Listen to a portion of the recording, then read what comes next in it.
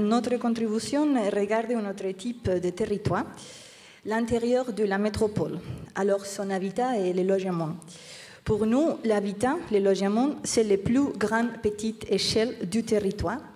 Et donc, il peut et il doit participer à sa transformation et son amélioration.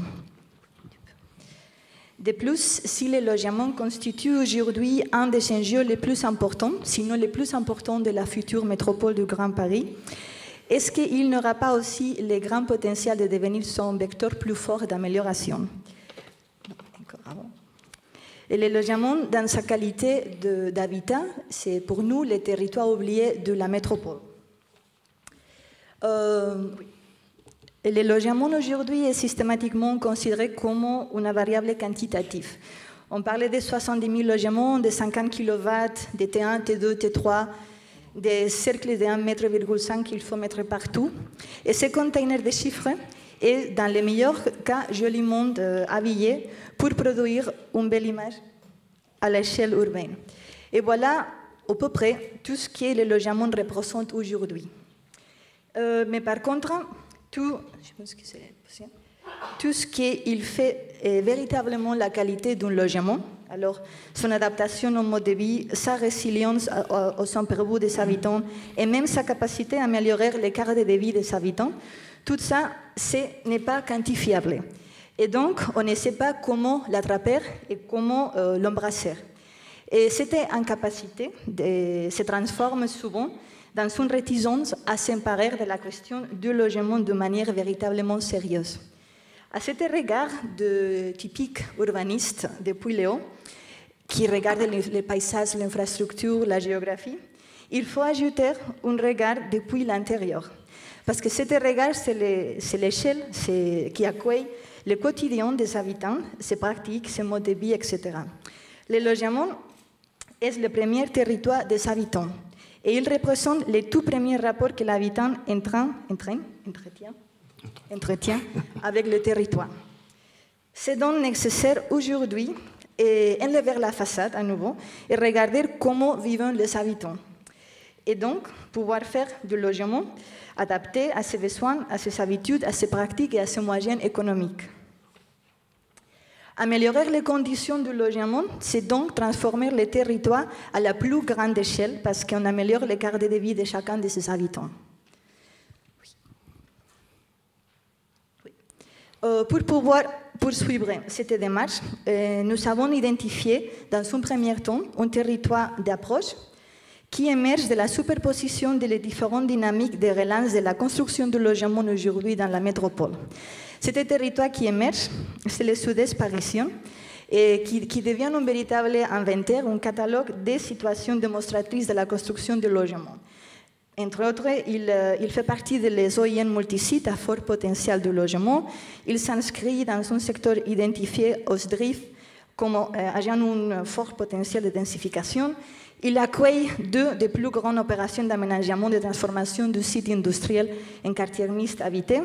Et il aussi contient plusieurs sites pilotes du déplafonnement de hauteur du PLU par rapport à la tour d'habitation. Et plusieurs d'autres situations. Et après, dans un deuxième tome, nous avons ensuite choisi un territoire dans ce quartier métropolitain qui nous semble très pertinent, c'est la ville d'Ivry-sur-Seine, parce que c'est représentatif d'un jeu démographique. C'est une ville qui se positionne entre Paris et le Grand Paris.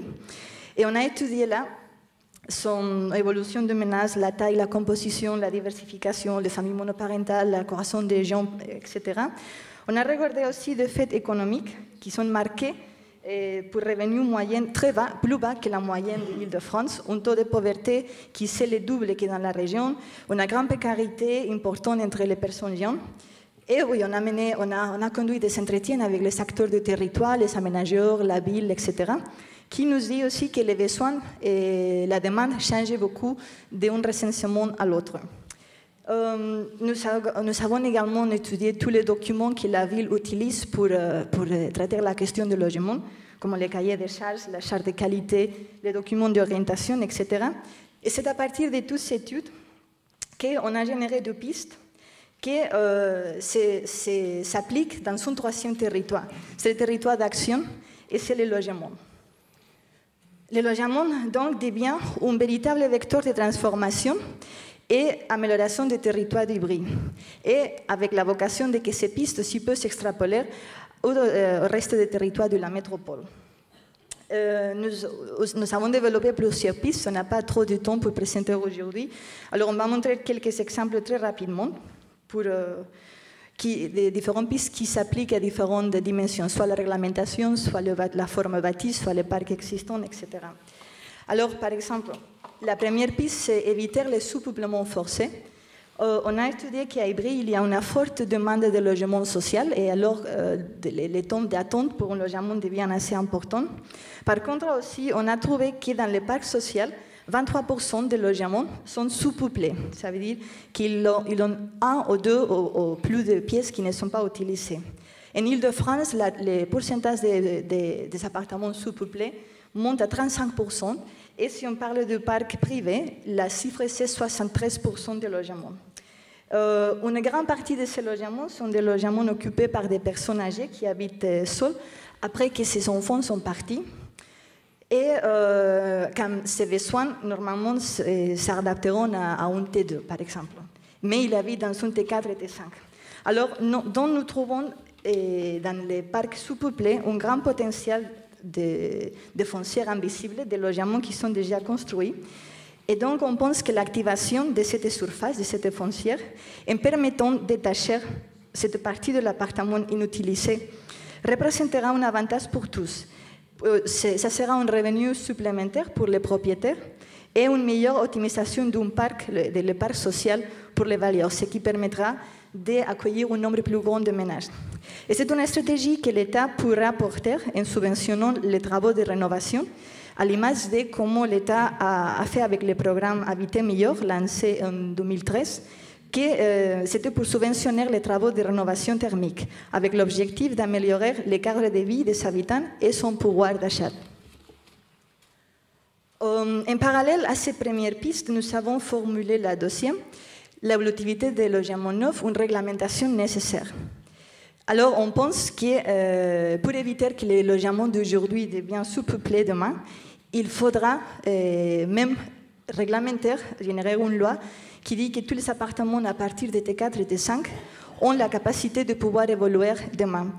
Cette stratégie évitera surtout les sous-peuplements, générera un revenu supplémentaire à son propriétaire, permettra de loger plus de familles dans les parcs sociaux, mais aussi contribue à générer un parc plus résilient qui permette aux bailleurs et aux promoteurs d'adapter l'offre à l'évolution de la demande d'une manière plus dynamique. Aussi, on a étudié, on est en train de réfléchir à cette typologie évolutive et les coûts, les surcoûts que ça peut générer au début. Et c'est à peu près entre 2 000 et 4 000 euros d'anticipation. Alors, c'est moins qu'un mètre carré de prix.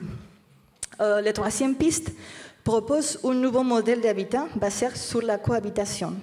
La cohabitation, familiale ou pas familiale, ou non familiale, se développe fortement dans la métropole. À Ivry, l'évolution du ménage, on a plus de ménages et les ménages deviennent plus petits. Il y a une grande croissance de population jeune. La difficulté pour ces jeunes actifs pour de cohabiter, c'est important. Et la politique de la ville de garder les personnes âgées à domicile avec une aidante ou pas. Toutes ces situations génèrent de potentielles situations de mode de vie en cohabitation qui aujourd'hui se banalisent dans des appartements classiques. Alors, on pense que la génération de typologie pensée pour la cohabitation, qui peut être très variée depuis un appartement assez classique, mais simplement avec une chambre plus autonome à côté de l'accès, comme les plans d'Edith Gira. Après aussi, l'appartement proposé par Monique Elef pour 2 cohabitants, au CDICAD avec un double accès, et même ce qu'on avait proposé en 2012, la co-résidence, que c'est un type d'habitat qui organise 4 et 5 unités privées autour d'espaces publics. Ça peut devenir très pertinent parce qu'il rendra l'appartement de logement plus accessible à un nombre plus grand de personnes. Et aussi offrir une alternative à la personne qui habite toute seule. Ça passe, 5 minutes, c'est bon. 5 minutes, c'est bon. Oui, c'est presque. Très bien. Et la piste suivante, oui, demande urgentement une application plus adaptée de la réglementation d'accessibilité. Cette application s'applique à 100% de logements neufs et ça va totalement en compte du contexte social et économique. Et vous savez, le dispositif spatial de cette réglementation génère une augmentation d'environ 8 mètres carrés pour un logement T3. L'application de cette réglementation d'accessibilité ou la totalité de 70 000 logements neufs à construire par an générera une surface supplémentaire équivalente à 8 000 logements par an. Ce qui semble assez paradoxal dans un moment où on essaye d'optimiser les ressources foncières et construire plus vite. De plus, c'est une réglementation qui est contraire à l'intérêt collectif parce qu'il rendrait les appartements plus chers et il dégrade la qualité énormément. Et cela contribue à générer ce type d'appartements qu'on appelle standardisés, qui génèrent des situations qui sont totalement contraires aux usages, avec des salles de bain qui sont très généreuses, chez jour qui vient être le double que la salle de bain, des pièces fusionnées cuisine chez jour accès, qui va en contre de la pratique française, etc. Et qui, on l'appelait standardisé aussi parce que, comme anecdote, on a trouvé dans 4 minutes de recherche en Google, quand on a mis plein de logements neufs, 6 fois le même appartement, qui appartiennent à différentes opérations de la France. Les pistes qu'on propose sont simples, simplement faire un taux cohérent, un pourcentage cohérent des appartements adaptés, comme on fait à l'Espagne, par exemple, un 3-5%, fixer un autre pourcentage cohérent d'appartements adaptables à l'avenir et travailler cas par cas, donner des subventions cas par cas comme on fait aussi aux Pays-Bas, ce qui devient beaucoup moins cher qu'adapter tous les logements. Et la dernière piste, on parlait des tours. Oui, tu peux passer, Geoffrey. Parce qu'on a essayé de donner une série de principes pour en avoir de bons tours, parce que c'est une typologie d'habitat qui, après des 40 années d'interdiction, va commencer à se répéter de plus en plus sur la métropole, et à cause du tout des plafonnements de tours qu'on voit à Paris, à Ivry, etc. Et cependant, l'observation de ces premiers projets de tours, livrés ou en projet, révèle, à notre avis, que le potentiel de ces typologies d'habitat ne sont pas qu'à peine explorés. Et nous, par exemple, on a fait des concours de projets de tours de 50 mètres où le cahier des charges était exactement le même qu'un projet d'un bâtiment de R+5. Alors, avec la volonté d'inspirer ou de déclarer la conception de ces projets emblématiques, nous avons listé 10 principes qui, à notre avis, par rapport à notre expérience, peuvent aider aux concepteurs pour inspirer à répondre et générer des projets de tours qui ont la volonté ou la capacité de vraiment accompagner le développement de la métropole.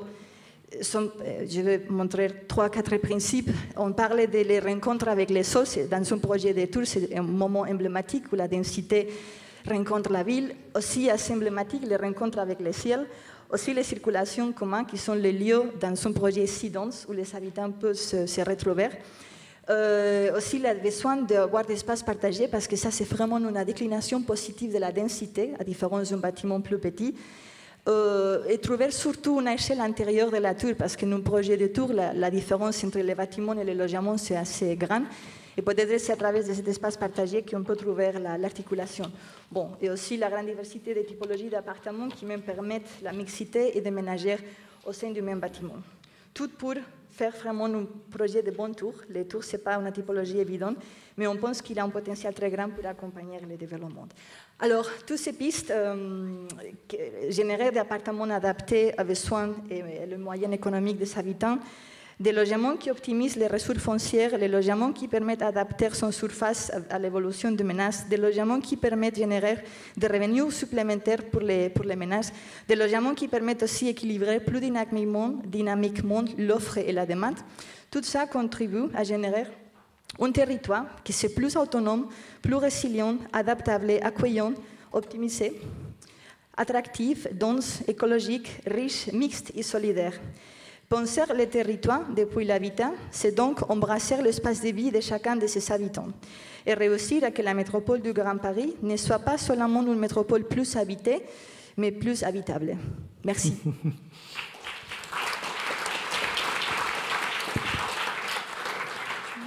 Merci beaucoup. Comme on a quelques secondes, j'en profite juste pour une question. Vous répondez rapidement. C'est parmi tous ces mots, j'ai pas vu le mot réversibilité. Est-ce que c'est un mot que vous intégrez dans votre réflexion pour envisager finalement une évolution des logements dans le temps, quitte à revenir à leur stade initial? Oui, oui, tout à fait. Quand on parle d'évolutivité, c'est dans les deux sens. Voilà, d'accord. Très bien. Merci, on reviendra à vous à travers les questions de la salle. On poursuit avec vous, donc Philippe Gazeau, qui représentait le FGP et Terre. Alors en 15 minutes, voilà, qu'est-ce que vous voulez nous faire profiter de vos réflexions menées au sein de l'atelier? Merci. Compte tenu du temps qu'on nous a octroyé, on a fait le choix peut-être un peu contestable, mais de présenter un seul territoire d'études. Durant les dernières décennies, les autoroutes urbaines ont fabriqué, en le fracturant, un territoire métropolitain générique au sein duquel leur logique de séparation a imposé un paysage cloisonné à tous les espaces urbains qu'elles sillonnent. Il en résulte que les villes sont aujourd'hui menacées d'asphyxie et que les métropoles sont devenues paradoxalement étrangères aux flux qui les traversent. Bousculée et désorientée par ce réseau de communication proliférant, la métropole parisienne est devenue une agglomération de situations construites, discontinues et dispersées, le plus souvent sans rapport les unes avec les autres. Les difficultés urbaines, les dommages sociaux et les dérèglements environnementaux contemporains qui en résultent imposent que le début du XXIe siècle repense différemment les questions d'aménagement du territoire à partir du recyclage et de la mutation de ses infrastructures. Au cœur de cette métropole, des rocades et des radiales autoroutières, le périphérique parisien occupe une place à part, terriblement atypique et singulière, en concentrant de façon exacerbée les contradictions urbaines, les conflits territoriaux et les impasses écologiques issues des politiques d'aménagement successives engagées depuis des décennies. Pour autant, cette position paroxystique, cet excès d'efficacité technocratique en boucle, peut se transformer en une source d'opportunités et de réponses urbaines innovantes à partir du moment où l'on admet le postulat de son recyclage et de sa métamorphose. Ce recyclage urbain implique une rupture radicale avec la situation existante et les projets d'évolution actuellement envisagés sur l'infrastructure du périphérique. Si les enceintes parisiennes successives ont toutes été absorbées par la ville qui les a dépassées, ce n'est pas le cas de l'infrastructure du périphérique qui impose toujours une frontière entre Paris et sa banlieue, alors que l'agglomération continue de s'étendre et de se constituer de part et d'autre de cette barrière, autant physique que symbolique. La métropole parisienne étant coupée de son noyau dur, centre et périphérie ont du mal à se rejoindre et Paris intramuros siphonne l'essentiel du réservoir fictionnel du futur Grand Paris, à cause du poids symbolique de cette limite justement. Aberration urbaine contemporaine, le périphérique, implanté à seulement 5 km de Notre-Dame, attire et supporte 3 fois plus de véhicules dans l'hypercentre de l'agglomération parisienne que la 86 et la francilienne réunies.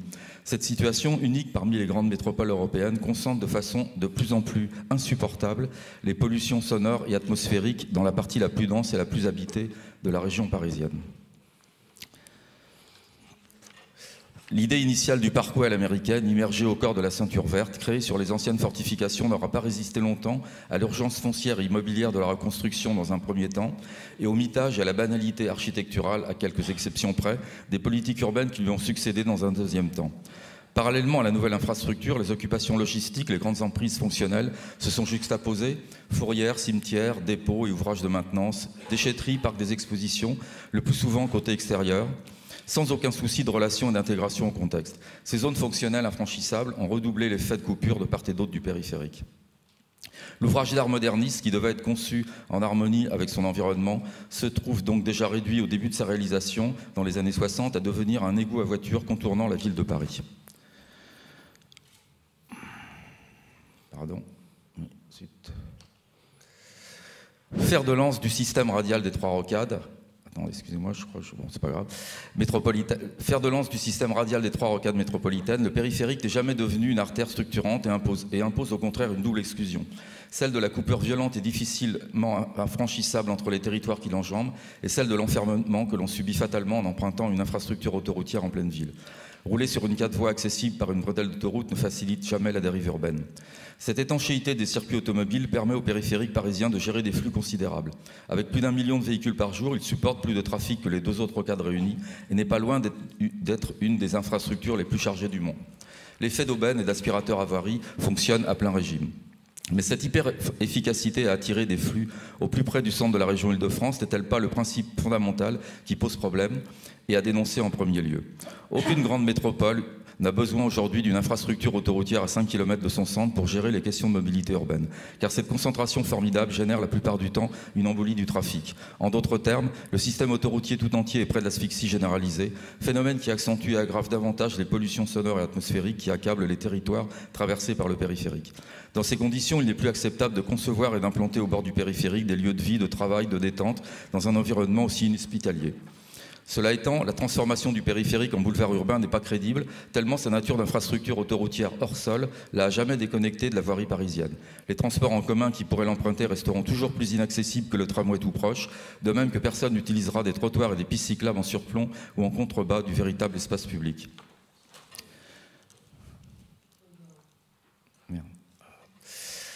Conserver une grande partie du trafic routier sous forme de boulevard urbain, construire des dalles au-dessus des ouvrages en tranchées sont des solutions de compromis qui ne prennent pas suffisamment en compte les réalités fonctionnelles et topographiques de l'infrastructure et leurs conséquences sur son environnement au sens large.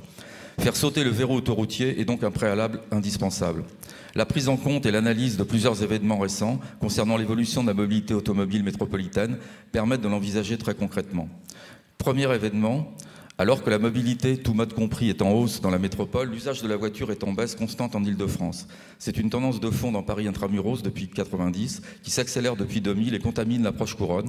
Moins 24% du trafic automobile dans Paris entre 2001 et 2010, moins 8 en petite couronne. Cette évolution très sensible est irréversible. Elle est liée en partie à une modification profonde et radicale du mode de relation qu'entretiennent les nouvelles générations avec la voiture. L'usage individuel de l'automobile est en recul dans la métropole parisienne, alors que les autres modes de déplacement sont en hausse constante.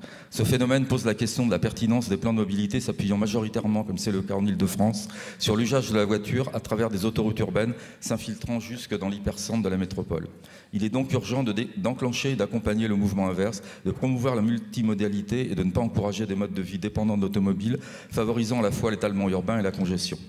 Deuxième événement, des métropoles d'Amérique du Nord et d'Asie ont récemment proposé et réalisé la suppression d'infrastructures proposées et réalisé la suppression d'infrastructures autoroutières en plein cœur de leur territoire.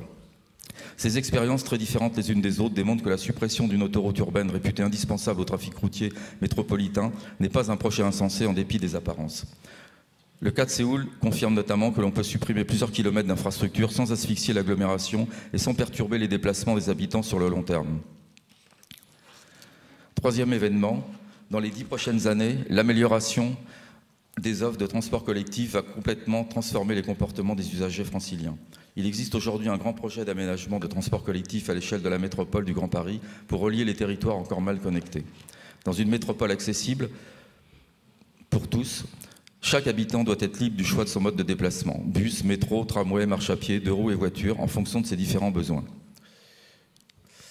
La 86 et la francilienne doivent donc se substituer à un périphérique à bout de souffle pour résoudre le contournement du centre de la métropole. Les prolongements autoroutiers qui les raccordent à l'anneau parisien doivent être déclassés en boulevard urbain, intégrant des transports en commun légers et efficaces.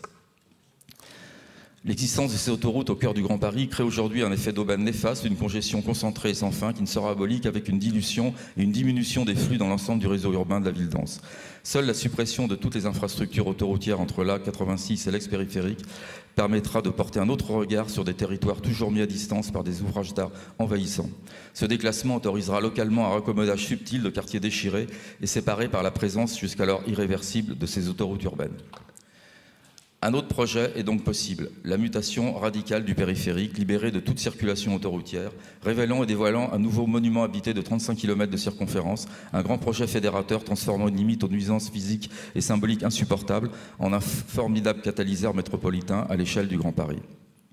Cette transformation urbaine singulière s'inscrit dans une logique de recyclage des grands réseaux métropolitains. La métamorphose architecturale du périphérique parisien ne se réalisera pas dans l'effacement et le nivellement généralisé de l'infrastructure, mais dans la reprise en compte des potentialités de chaque situation topographique qu'elle a générée durant sa création.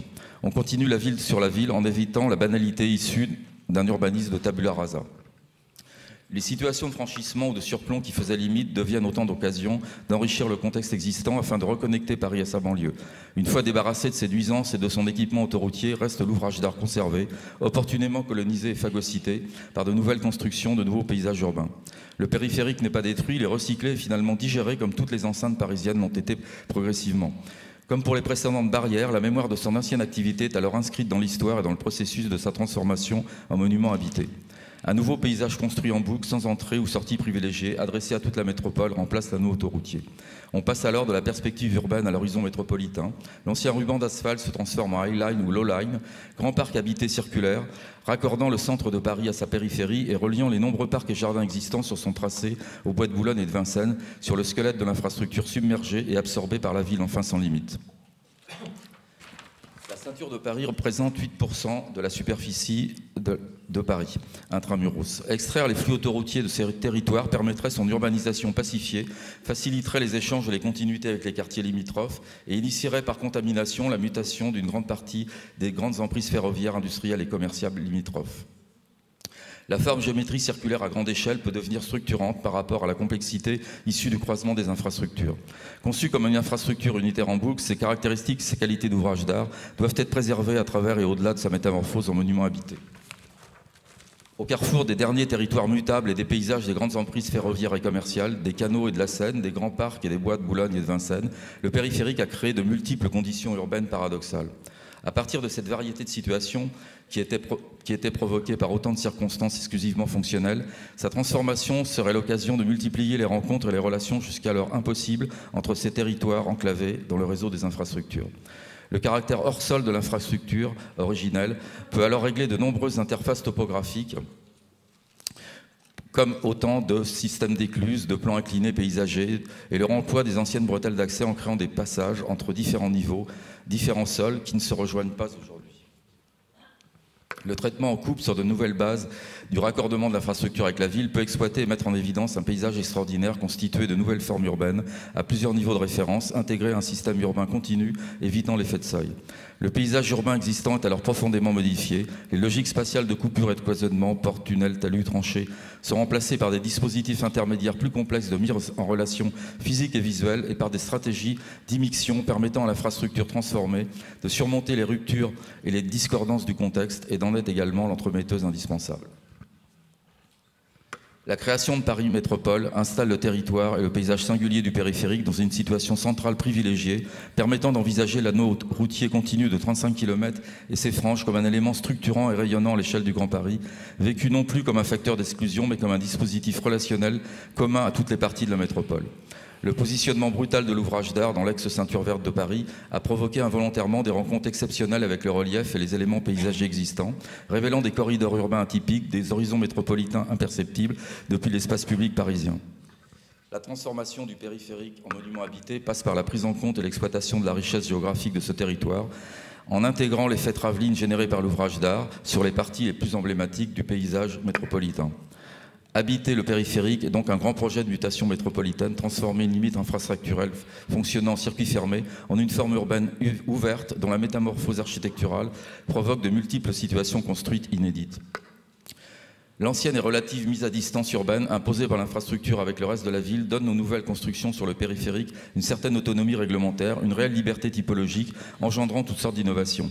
De nouvelles formes d'habitat et d'espace public situés dans un des territoires les mieux desservis et les mieux équipés de la métropole, donc sans investissement coûteux pour créer un cadre de vie d'une grande richesse, s'extirpant opportunément du fait de leur situation extraordinaire du carcan de la réglementation parisienne, apportent une réponse innovante et audacieuse à la question prégnante du manque de logements dans le Grand Paris et à l'urgence environnementale qui le menace.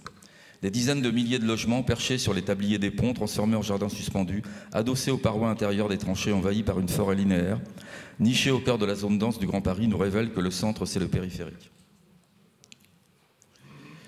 Le transport routier est le vecteur prépondérant dans les émissions de pollution atmosphérique en Île-de-France.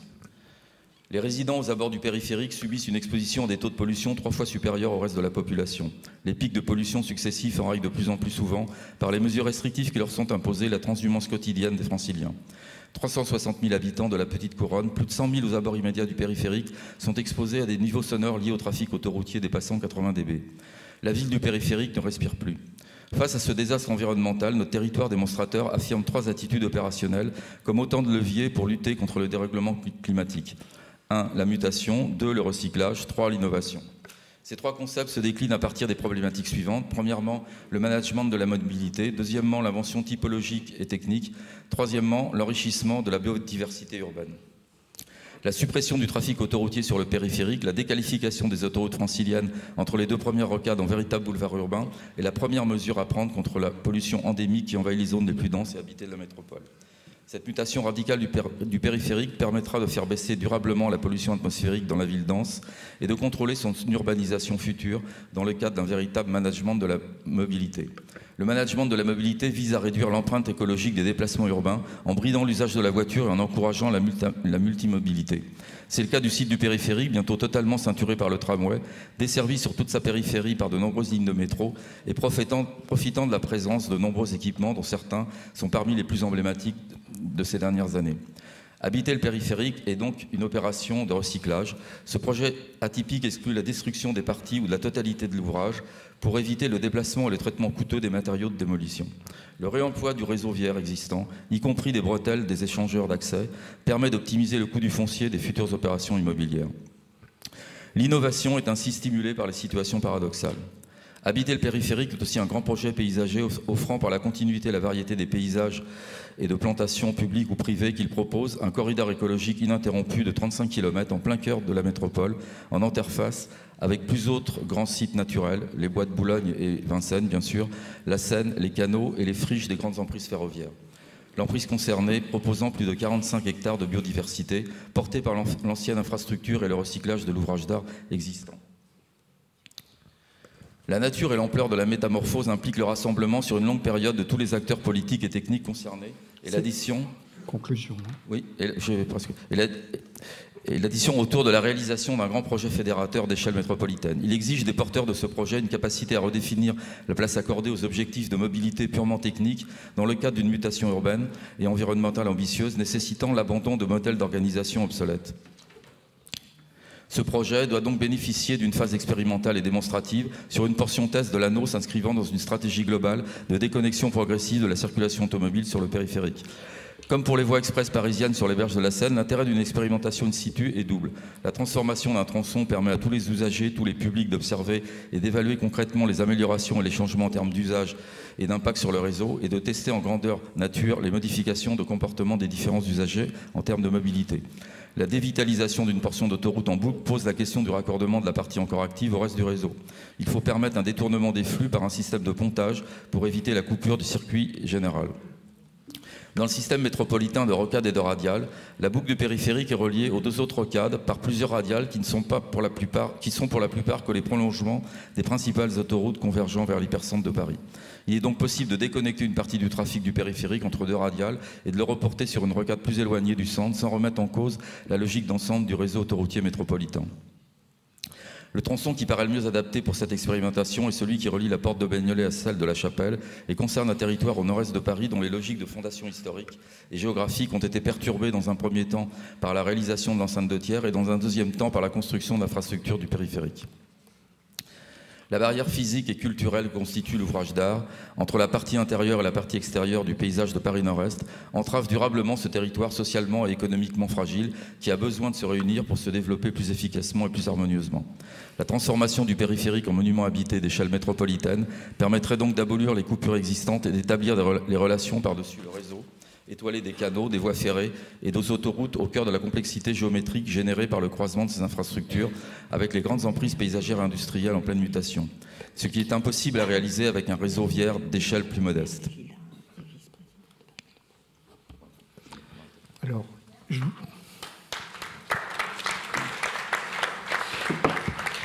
Philippe Gazot, je découvre avec le public la modalité d'exposition que vous avez choisie. Vous nous avez lu un texte et je souhaite que vous preniez l'engagement de le publier. C'est quand même beau, un texte imaginé, produit par une réflexion engagée dans le cadre de l'AIGP.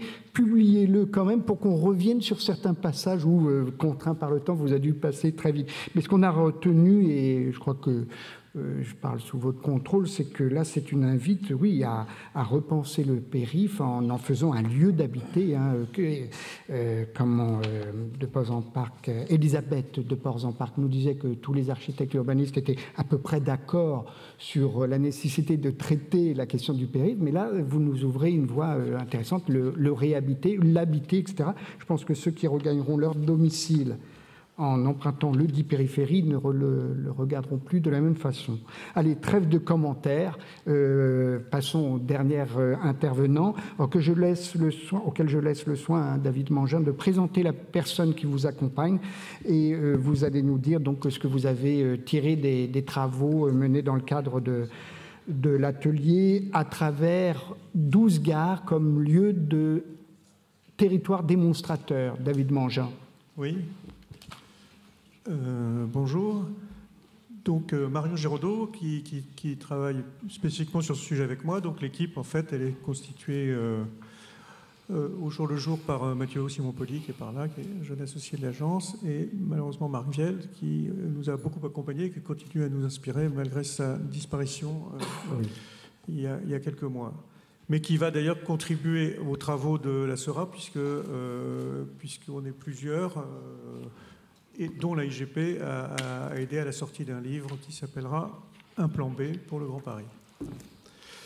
Nous, on a continué à travailler sur un sujet qu'on avait amorcé dans nos différentes contributions auparavant, qui est le système du Grand Paris Express. Pourquoi ? Parce que il me semble qu'il y a finalement eu, on en parle beaucoup, tout est identifié à partir du Grand Paris Express, et puis finalement il y a très peu de débats autour.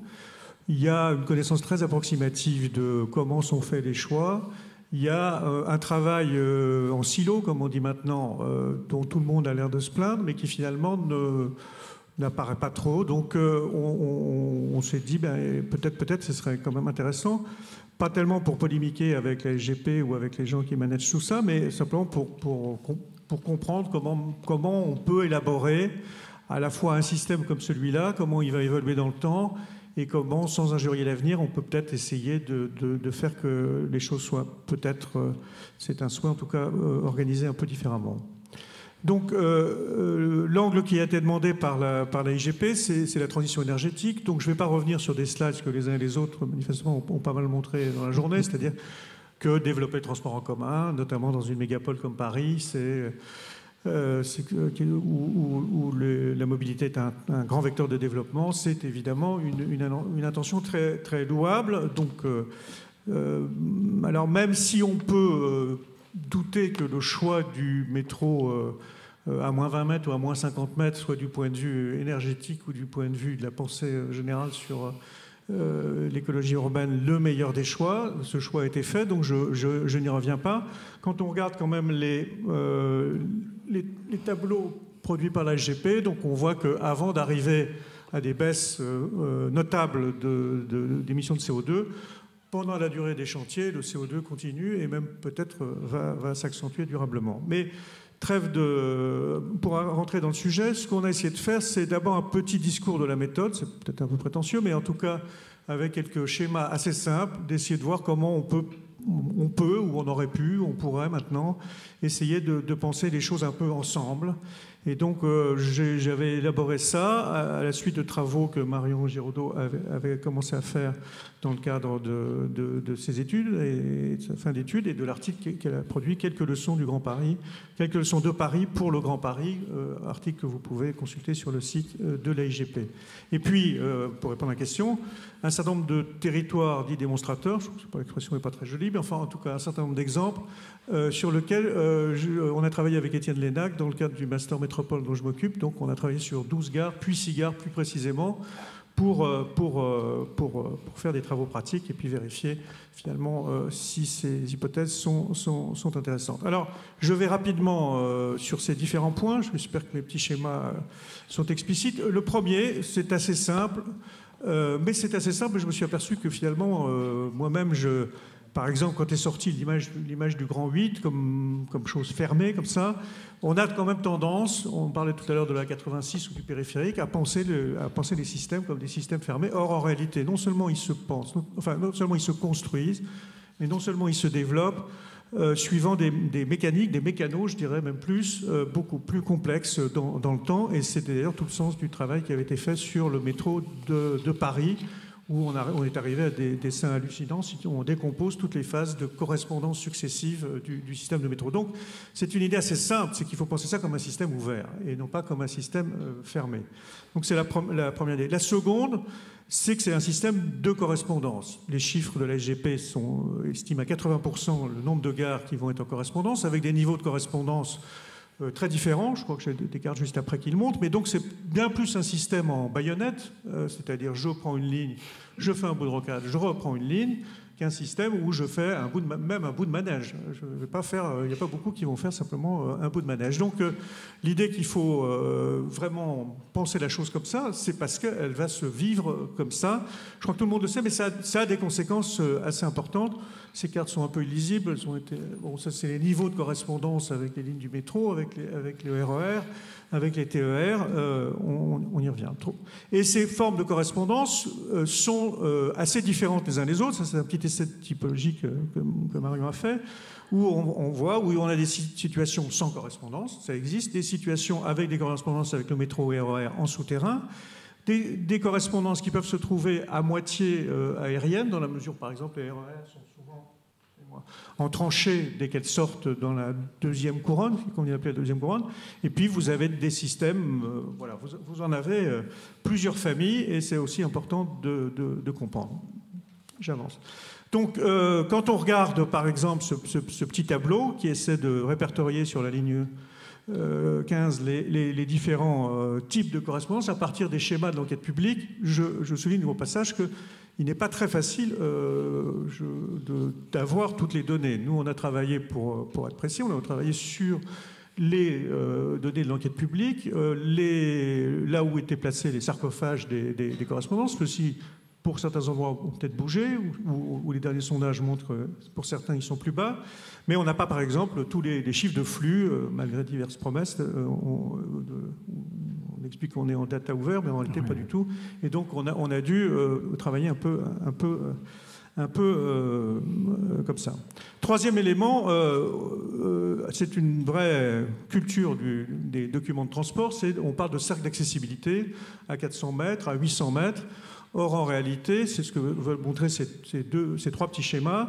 En réalité, les gares sont souvent très hétérogènes d'un côté et de l'autre, d'ambiances complètement différentes d'un côté et de l'autre. Et donc, parmi les travaux qui sont faits un peu en parallèle, ou on va me dire en connexion, mais pas tant que ça, sur les quartiers de gare, on voit bien, donc on a débattu sur 400 mètres, et puis on a débattu sur 800 mètres, mais en réalité, les itinéraires peuvent être beaucoup plus courts ou beaucoup plus agréables pour la même gare, d'un côté ou de l'autre, si on pense les choses comme des itinéraires confortables. Et quand on regarde, par exemple, ce qui vient de sortir, j'ai croisé Bernard Landau ce matin, il est responsable de ce petit document qui va maintenant être diffusé sur les places du Grand Paris. Les chiffres d'accès à la marche sont considérables. En première couronne, c'est je crois, 60% de gens qui vont à la gare à la marche. Donc, la question de la qualité de la marche, la question des trottoirs, tout bêtement, la question des ambiances, la question des services qu'on peut rencontrer pour aller jusqu'à la gare, que ce soit l'école, que ce soit la boulangerie, que ce soit un parc ou un terrain de sport, fait qu'on abandonnera volontiers sa voiture parce qu'on fera ce que fait la voiture. Et c'est une des raisons pour lesquelles la voiture est très compétitive, c'est qu'elle vous permet de faire plusieurs choses sur votre itinéraire. Quatrième élément, et pas le moindre, puisque je crois que c'est un des gros sujets de maintenant, mais on le voit déjà dans l'exposition des différents projets qui sont faits à l'exposition du McVal, c'est l'idée à mon avis, c'est la résolution d'une intermodalité très confortable. Pourquoi ? Parce que sinon, on a un peu raté son coup. C'est-à-dire que si on court derrière les bus en se cassant la figure, si on fait des grandes distances pour aller l'un à l'autre, si on ne voit pas où est le taxi, etc., donc le slogan « Tous sous un même toit », et ça a des conséquences sur l'architecture, j'y reviendrai tout à l'heure, me paraît absolument décisif. C'est compliqué à faire, hein, évidemment je connais les difficultés. Pourquoi ? Parce que quelquefois on a une situation urbaine très, très étriquée, mais c'est un principe qui me paraît important. Quatrième élément, comment connecter les sous-sols comment ça va se connecter tout ça ? Les systèmes de correspondance et ce qui se passe au-dessus. On a fait dire au président Hollande pendant son discours d'inauguration qu'il n'y aurait pas de couloir, que tout serait en aérien et qu'il n'y aurait pas de couloir. Je pense que c'est un peu pousser le bouchon. Pourquoi ? Parce qu'il y aura beaucoup de correspondances et ces correspondances vont supposer, quelquefois elles peuvent se faire par des grandes halles, quelquefois elles vont se faire par des couloirs.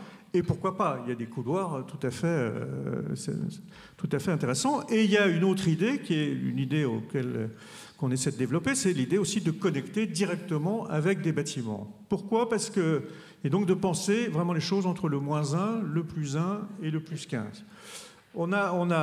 Parce qu'on élargit cette réflexion à d'autres exemples internationaux, et en échangeant avec quelqu'un qui connaît très bien le réseau de Montréal, qui s'appelle Michel Boisvert, il nous a expliqué que contrairement à l'idée reçue que c'était le climat, mais là le climat très froid qui justifiait le système souterrain à Montréal, il y avait aussi une très grande efficacité, en regardant les chiffres de la météo, tout est relatif par ailleurs pour un Canadien, il n'y a pas tant que ça de journées très froides, mais qu'en revanche, l'effet de pouvoir être connecté directement par le système souterrain et d'arriver à un certain nombre d'immeubles directement par le système souterrain, donc vous avez des exemples comme le Rockefeller Center, ou des exemples comme à Paris, comme le BHV pour les plus simples, ou Saint-Lazare, l'Opéra avec tout système de connexion, les gens ont l'impression de faire que 2 ruptures de charge et non pas 3. Dans le schéma d'en haut, par exemple, je pars de chez moi, je vais à une première gare, je fais mon transport, je sors en ville, disons, et après je marche.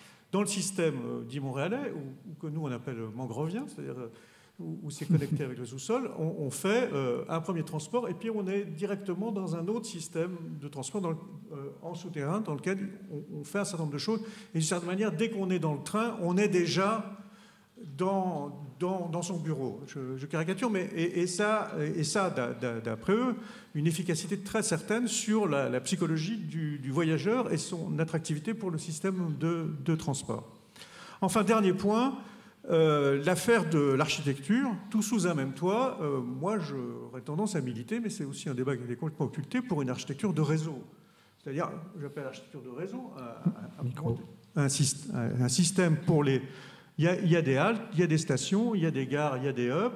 Pourquoi l'alternative, en tout cas, n'a pas été posée d'avoir finalement un système structurel, un système signalétique qui permette que le réseau, l'option tout bêtement du métro de Guimard, pourquoi est-ce qu'elle n'a pas été mise sur la table, y compris pour des raisons d'économie, d'appel d'offres sur lequel on aurait eu, etc., ce qui n'empêchait pas de faire des grandes gares et de faire des thèmes et variations sur l'exercice, comme le montre très bien d'ailleurs l'exemple du métro parisien. Donc voilà les 6 points que j'essaie de résumer rapidement pour passer au territoire démonstrateur, donc qui ont été faits grâce à 7 étudiants. Il y en a une là, qui est passée à l'AS. 7 étudiants qui, depuis 6 mois, donc, ont bien voulu suivre cette méthode et qu'on a beaucoup accompagné, Étienne Lénac et moi-même. Donc elles ont choisi, ils ont fait des mémoires très approfondies sur les mangroves ou les mécanos, et ils ont choisi, je ne vais pas trop rentrer dans les détails, mais des gares assez différentes.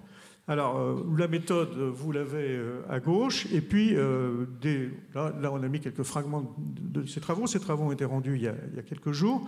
Là, ce n'est pas la version définitive des travaux, donc on a donc testé un certain nombre de choses de ce genre. Par exemple, vous voyez la palette, un peu le tableau de Harpe, là, c'est en fait à peu près c'est l'anti-cercle d'accessibilité. C'est pour montrer, finalement, si vous regardez bien les rues et les services, vous arrivez à des figures comme celle-ci. Et quand vous regardez les 12 palettes, vous avez 12 systèmes très, très différents. Donc sur chacun des exemples, là, ça illustre le système en baïonnette, ça illustre le système des itinéraires, sur des exemples différents. Je vais avancer. Donc ça, c'est les gares. Donc les gares, elles correspondent à des situations très différentes. Je vais assez vite rentrer dans quelques images pour les décrire rapidement. Donc on a fait un grand dépliant qui peut faire une très grande affiche d'expo qui explique la méthode d'un côté et puis comment on décline sur chacune des gares. Donc voilà un peu le système. Donc on a échangé l'autre jour avec Bernard Landau qui suit ça et Jacques Ferrier qui coordonne la charge des gares, des échanges assez intéressants où ils ont apporté leur appréciation sur tout ce travail. Donc, une première, qui est la gare de Bagneux, pardon, des Grésillons, oui, qui est, elle, je pense qu'elle exprime assez bien le tout sous un même toit, on peut discuter l'architecture, mais tout sous un même toit, c'est-à-dire en dégageant entièrement la place. Ici, on ne voit pas très bien, excusez-moi, mais il a orienté vraiment tout par rapport à la rue la plus importante, et tout le système d'échange se passe du côté-là de la place, et tout ça, c'est sur pilotis. Donc il y a des maquettes à la fois qui permettent de montrer l'intersection du réseau et le système mangrovien, et des maquettes plus détaillées sur l'architecture. Voilà la gare du Bourget, qui est assez compliquée, puisqu'il y a le système d'un RER, et en baïonnette, le futur Grand Paris Express. Et donc, c'est un travail de Paul Berthelot. Donc, c'est une gare, sa solution est de faire une espèce de grande galerie, en fait, qui est articulée avec le système de RER. Et en fait, on peut remonter toute une série de services le long de cette galerie-là, avec des projets immobiliers qui sont prévus, soit en tête de la grande galerie, soit de l'autre côté, et tout ça accessible à partir de ce système en baïonnette. Voilà, enfin, vous le voyez mieux là. Ce premier élément ici, et puis de là, on voit quasiment l'ensemble, et ce deuxième élément-là est le système de deux galeries. Ces deux projets-là, c'est ça qui m'a d'ailleurs fait tilter, mais c'est amusant parce que même dans une école d'architecture, c'est difficile de dire à deux étudiants, voire à 6, vous allez faire la même architecture, entre guillemets, vous allez faire la même structure. Donc on n'est pas arrivé complètement au bout, on a été pris par le temps, mais je pense que c'est un sujet intéressant. Ça, c'est le pont de Sèvres, situation extrêmement compliquée, puisqu'il y a la dalle, la Seine, le pont de Sèvres, avec la proposition qu'a fait Christian de Villers de remanier l'échangeur, qu'on a intégré dans le système. Donc ça, c'est la partie GPE qui est ici, une galerie qui est reliée au métro, qui est prévue, et donc il y a un bâtiment qui vient se prendre dans le couloir du métro qui est prévu là, et après on se branche sur la dalle ici.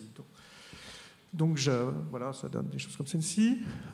Massy, une grande halle traversante, plus de passerelles. Pour ceux qui connaissent la galère des passerelles de Massy, à mon avis, c'est tout bénéfice.